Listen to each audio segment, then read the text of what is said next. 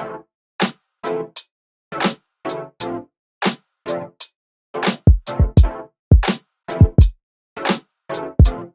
guys, I am back. I just got home from the gym. I just did a walk this morning because I'm so sore from my Pilates class on Saturday. It's now Monday. I will show clips of that because it was so challenging. We did mainly the one-to chair and a little bit of Cadillac exercises at the end. We just did so much upper body, and upper body is not my strength. So like my whole like backside and even like my legs and my glutes are just so sore. One of my other videos I said like, oh, like classical Pilates is like not necessarily an ab class, and I take that back because my body was destroyed yesterday, and today I was just like, I want to sweat, but to also rest my body. I was looking at the calendar this past weekend and we just had our last intermediate seminar weekend, so I now know all the exercises in the intermediate system. My next exam is in 2 months and that is gonna fly by, and I really do feel behind, which is not a good feeling and unlike me because this is something I want to eventually do full time. So yeah, I'm gonna be focusing a lot of my energy and attention on that program in the next few weeks. And if that looks a little different, I really need to commit to like lots of hours a week. Yeah, that's what the next couple weeks of my life are looking like. And I'm really excited for them.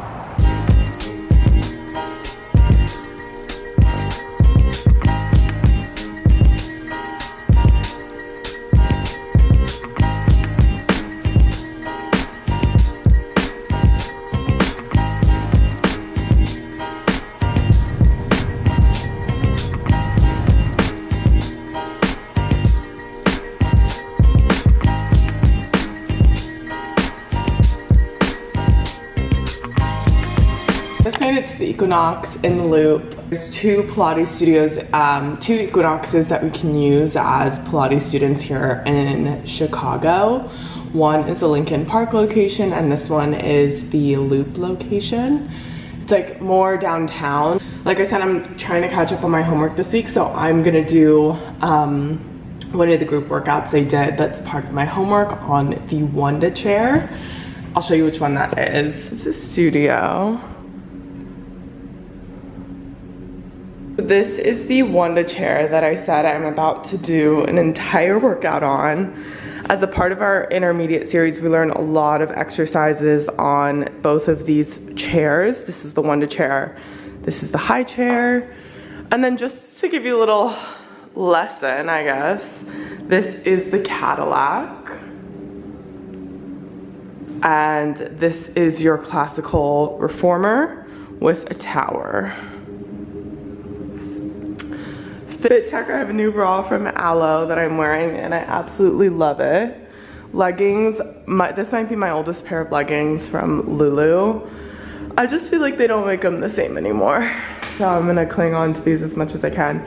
Socks, Aloe, they're not grippy socks. I actually work out, or I do Pilates barefooted most of the time. Shoes, New Balance. This is the nice city center I was talking about. How people are on the way to work.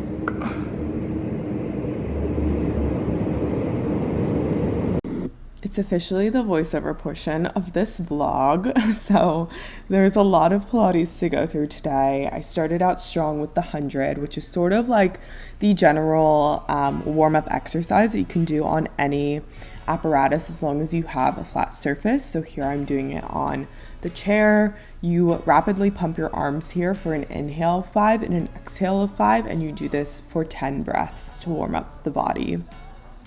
Moving on to footwork, I believe. So we do this on the Reformer too and the Cadillac, but really it's about maintaining that stability at your core and moving the pedal through the toes or the legs. And so that first position was footwork toes. This is the arches, and I'm referring to the foot position that is changing with each step. So moving on to footwork heels, again, maintaining that lift through my spine and that balance in my torso as I press the pedal down and up with my legs. And then this is tendon stretch. So it's a part of footwork. There are 3 parts of this on the reformer. The first one, I'm not moving the pedal, so I'm just lowering and lifting my heels there. The second version, I'm moving this pedal. Honestly, the hardest part about this exercise is the balance and the coordination that comes with it, as is with a lot of Pilates movements. And then not pictured was the third part. Moving on to spine stretch forward. This is an exercise that you can do on other apparatus as well, but mainly the mat and Cadillac. Essentially, the goal here is to get that stretch in the upper back. Feels really, really good after some tough exercises. And then moving on to teaser. So I've said this for everyone, but you can do teaser on almost every other apparatus. I find that this is the most unique one because you're actually like pushing down a weight and then lifting your legs at the same time. So it almost feels like you have a very minimal space to complete the movement. So really forcing you to use those small muscles and draw everything in and up to lift those feet just slightly off the chair as you pull your arms down. But this one's really good, and especially for people who are struggling with teaser on other apparatus, I think it's a good place to get used to that. Moving on to single leg pump. So I'm drawing that pedal down with my right foot and now my left foot. That's a better angle for sure. And then of course I'm watching one of my teacher trainers teach the class that I'm following on my computer. This is going up front. I think I showed this in my last video. Pretty self-explanatory by the name, but one thing I did want to mention here is that what I think is not super obvious is that the weight of the pedal is different depending on how many springs you have on it. So for an exercise like this, where you're putting a lot of your body weight and a lot of trust into this single piece of equipment, there is a heavier spring, a heavier load to make sure that you're supported as you go up and down. That being said, I definitely feel supported here, but moving on to going up side, I feel still, it's better, but I still feel so wobbly, and it's just to show how much this exercise just goes to show that it's such an inner thigh workout and such a balance challenge. This is one of my first times doing this, and I have definitely improved since then. Watching this back is oh my gosh, Jordan, square your hips, tuck your tailbone slightly, lift the torso up. But progress makes perfect. No, practice makes progress is the saying. Moving on to, I think, push-ups. Yeah, this one is, for me, the hardest part is coordination, keeping one arm straight while the other one bends. It's just in my brain, so hard to sometimes do. I'm so tempted to bend both arms. And then this is mountain climbers. So I'm now standing on the chair and pumping that pedal with my other foot. I really dislike mountain climbers on the floor, but I feel this version, maybe because I'm just trying not to fall off the chair, but at least it distracts me a little bit from the pain of the exercise, because this definitely is a burn in your whole, backside of your legs and inner thighs and hamstrings. So that was a lot. Thanks for following along, and there's still more Pilates to come in this vlog, so I'll see you later. I just wrapped up with my self-practice. I finished another week of homework while I was here. I had to record myself doing some exercises for that. And now I'm about to have a private lesson with the teacher trainer who works out of this location. My lesson is in 7 minutes. That will be an hour long. Privates are actually a part of my coursework too. So in the privates, since the teacher trainer knows I'm taking the program, she'll teach me things that aren't necessarily taught to us, but are learned through years of experience. So these are really helpful. But before that, I'm going to quickly clean up. So after my lesson, I will drive home to the suburbs. That takes about an hour, and start my workday.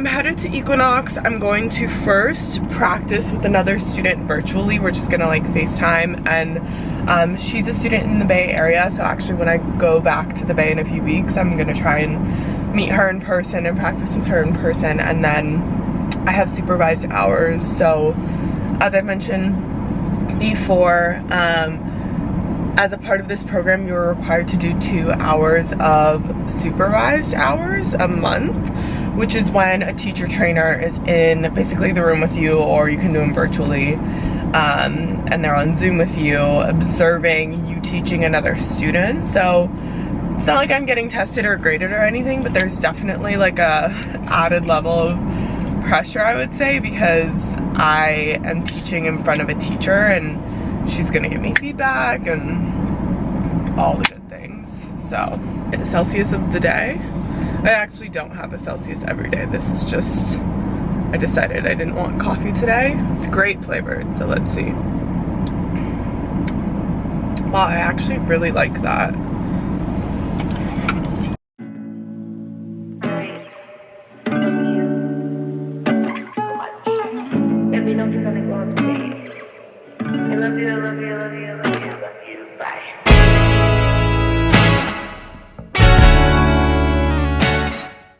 So as I mentioned, I was going to Equinox this day to both practice with the student and then do supervised hours afterwards with the teacher trainer. So on my computer, I'm FaceTiming the student, and then she's walking me through, coaching me through these exercises. This is long stretch. Essentially, you just maintain a plank and push out as far as you can, while keeping that straight line from your head to your heels. This is down stretch, so sort of the same thing, just keeping your knees down onto the reformer and trying to open up through that front side of your chest. This honestly gives sort of a stretch in that upper back. It feels really good. Moving on to up stretch. This one has a lot of parts. I don't want to call it confusing, but it's just sort of a lot to grasp. So you press the legs out, you lower the hips down, and then you draw the carriage all the way back in before folding up to the start position. And then you do that 3 to 5 times, but it definitely is a challenge to like maintain that stillness through the torso. And then this part can kind of feel like you're going too far over the foot bar, but it's just really testing that strength of the torso. This is elephant. This is actually a beginner exercise, but it comes next in the series. All of these kind of have a similar theme of keeping the torso still while moving the carriage out with the legs. And that is all for today. Oh, nope, getting some feedback. And then front splits. I always think we're done and we're not. So front splits, again, the names can be very self-explanatory. That was part 1, and this is part 2, balancing the hands behind the head and then drawing the carriage in slowly. And then this is part 3, where you put that back knee on to the reformer. And this is the last exercise of the intermediate reformer series. Good morning, guys. Today I woke up feeling a little bit anxious, so I thought I'd share why and what I'm doing to kind of get myself out of this funk. The whole video has been about catching up on my Pilates homework. Yesterday I did the math because I need to hit a certain number of hours before my next exam, and in order to hit those hours I need to basically put in 18 hours a week until that exam, which is just a lot. That's all to say, I just woke up with this sort of like uneasiness of like, how am I gonna get this done? What does that mean about the other things I want to do outside of my training, outside of work? It's not that I'm bummed about the hours I need to put in, like that's part of the process and the journey, and I know that, but it's more just like, how do I navigate that, time manage, balance it with everything else going on in my life? After years of competitive sports, I just felt like I woke up with this sense of anxiety, and I was so tempted to just go on autopilot, go to the gym, don't think about these emotions, like kind of suppress them. but in order to get myself out of a funk this morning, I actually had to reflect on what I was feeling, put words, put names to those feelings. I had a good breakfast before my coffee, which is a huge win. I'm about to read 10 minutes worth of my book, Atomic Habits. I'm sure that you've heard of it in some form or fashion, but really, really good. And then I'm gonna use what little time I have left to do my Pilates practice. So I'm probably gonna work out on my reformer, maybe do a little mat exercise too, and really practice teaching, because I find that I like will just do the workout but then I don't actually practice teaching, which is like the whole point, obviously. I just wanted to share that little bit because I know that I'm not the only one that feels these things on a Monday morning, on a Saturday morning, whatever day of the week it is for you. They're totally normal, but I think having ways that you know you can get yourself out of these funks is going to be super important, and sometimes that looks different for me. So today it was giving myself a little bit of grace, focusing on what I needed right now, and then you know, coming at it tomorrow with a better game plan. And so I'm proud to say that I am caught up with my Pilates homework. That was the whole point of this video. It's officially week 21 out of 40, which means I'm over halfway there, which is so exciting. A lot of Pilates instructors will tell you when you're starting, like, oh, this is just the beginning. This is like getting your driver's license. And that's like really hard to hear when you're putting in a lot of money, a lot of time into something that's really just the foundation. Pilates is such a detailed practice, and I'm so grateful to be doing this still. But I know there's so much more to come for me. So thank you if you've been following me along, watching my videos. I feel like it's been such a fun thing for me to like have an outlet to express these things to, and I hope that my like content has been interesting. But if you have any suggestions or just anything to say, leave a comment below, and I will see you next week.